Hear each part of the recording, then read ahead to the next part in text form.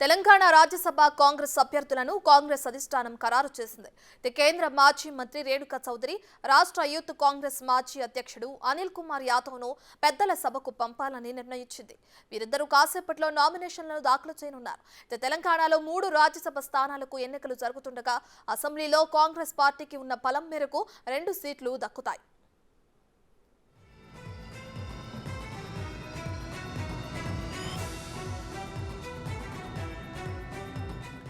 రేణుకా చౌదరి పేరు ముందు నుంచే ప్రచారంలో ఉంది. అనిల్ ఎంపిక మాత్రం అనూహ్యంగా జరిగింది.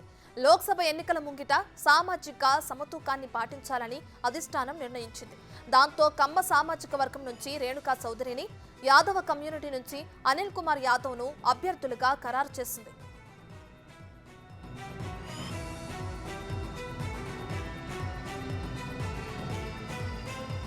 పార్టీలో ఫైర్ బ్రాండ్ గా రేణుకా చౌదరి పేరు తెచ్చుకున్నారు. అధిష్టానం వద్ద ఆమెకు మంచి పేరు ఉంది. టీడీపీ నుంచి కార్పొరేటర్ గా రేణుకా చౌదరి తన రాజకీయ జీవితాన్ని ప్రారంభించారు. ఆ తర్వాత అదే పార్టీ తరపున 1986లో రాజ్యసభకు ఎంపికయ్యారు. దేవగౌడ ప్రభుత్వంలో కేంద్ర ఆరోగ్య కుటుంబ సంక్షేమ మంత్రిగా సేవలందించారు. ఆ తర్వాత టీడీపీని వీడి కాంగ్రెస్ పార్టీలో చేరిన ఆమె వరుసగా 1999, 2004 ఎన్నికల్లో ఖమ్మం లోక్సభ స్థానం నుంచి గెలుపొందారు. మన్మోహన్ మంత్రి వర్గంలోనూ పనిచేశారు. 2009లో ఖమ్మం నుంచి ఓటమి పాలైన రేణుకా చౌదరి 2012లో రాజ్యసభకు ఎంపికై 2018 వరకు కొనసాగారు. వచ్చే లోక్సభ ఎన్నికల్లో ఖమ్మం సీటును ఆశిస్తున్న రేణుకకు అనూహ్యంగా రాజ్యసభ స్థానం దక్కింది.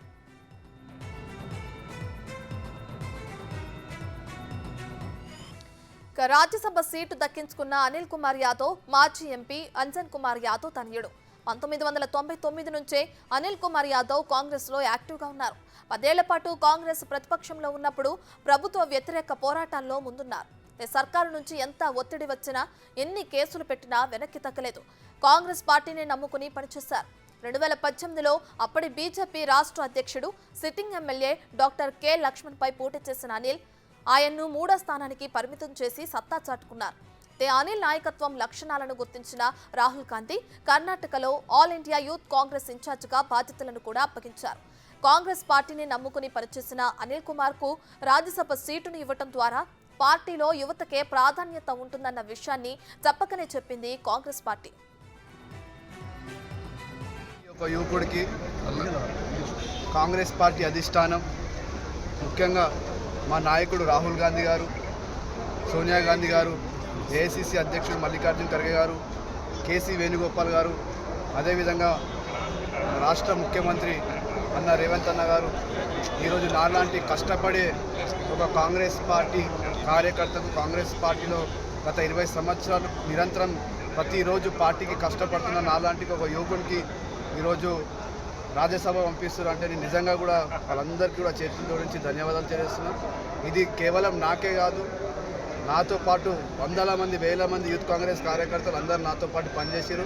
ఇదంతా వాళ్ళందరూ ఈరోజు నాలాంటి ఒక యువకుడికి కాంగ్రెస్ పార్టీ అధిష్టానం, ముఖ్యంగా మా నాయకుడు రాహుల్ గాంధీ గారు, సోనియా గాంధీ గారు, ఏఐసిసి అధ్యక్షుడు మల్లికార్జున ఖర్గే గారు, కేసీ వేణుగోపాల్ గారు, అదేవిధంగా రాష్ట్ర ముఖ్యమంత్రి అన్న రేవంత్ అన్న గారు ఈరోజు నాలాంటి కష్టపడే ఒక కాంగ్రెస్ పార్టీ కార్యకర్తకు, కాంగ్రెస్ పార్టీలో గత 20 సంవత్సరాలు నిరంతరం ప్రతిరోజు పార్టీకి కష్టపడుతున్న నాలాంటి ఒక యువకునికి ఈరోజు రాజ్యసభ పంపిస్తారు అంటే నేను నిజంగా కూడా వాళ్ళందరికీ కూడా చేతులు జోడించి ధన్యవాదాలు తెలియజేస్తున్నా.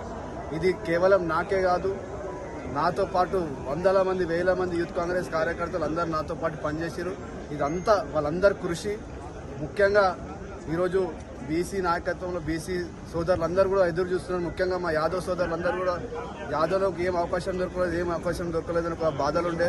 కానీ ఈరోజు నాకు ఇచ్చిన తర్వాత మొత్తం యావత్ తెలంగాణలో యాదవ్ సోదరులందరికీ కూడా ఒక ఆనందమైన వాతావరణం కనిపిస్తుంది. వాళ్ళందరి తరఫున సోనియా గాంధీ గారికి, రాహుల్ గాంధీ గారికి, మల్లికార్జున ఖర్గే గారికి, కేసీ వేణుగోపాల్ గారికి, దీపాదాస్ మున్షి గారికి, రేవంత్ అన్న గారికి, అందరు ఎవరైతే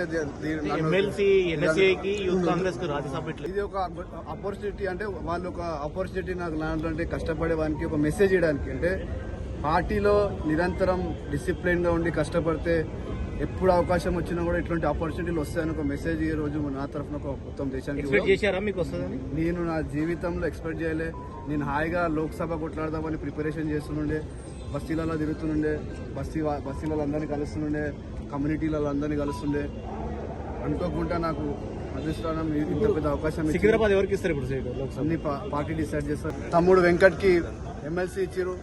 అదేవిధంగా ఎన్ఎస్సీలో పనిచేసి కష్టపడి తమ్ముడు వెంకట్కి ఎమ్మెల్సీ ఇచ్చారు. అదేవిధంగా నాకు ఈరోజు ఇంత పెద్ద ఆపర్చునిటీ కల్పించారంటే రాహుల్ గాంధీ గారు ఒక ఆలోచన, కొత్త తరాన్ని తీసుకురావాలి, కొత్త రక్తాన్ని తీసుకురావాలని ఒక మెసేజ్ మొత్తం భారతదేశంలో పోయింది. ఎందుకంటే మొన్న వెంకట్కి ఇచ్చినప్పుడే మొత్తం ఆల్ ఇండియా ఎన్ఎస్సీలలో కూడా చాలా మంది అప్రిషియేట్ చేశారు. ఈరోజు నాకు కూడా ఇచ్చినందుకు మొత్తం ఆల్ ఇండియా యూత్ కాంగ్రెస్లో కూడా ఒక పెద్ద ఎత్తున చర్చ జరుగుతుంది.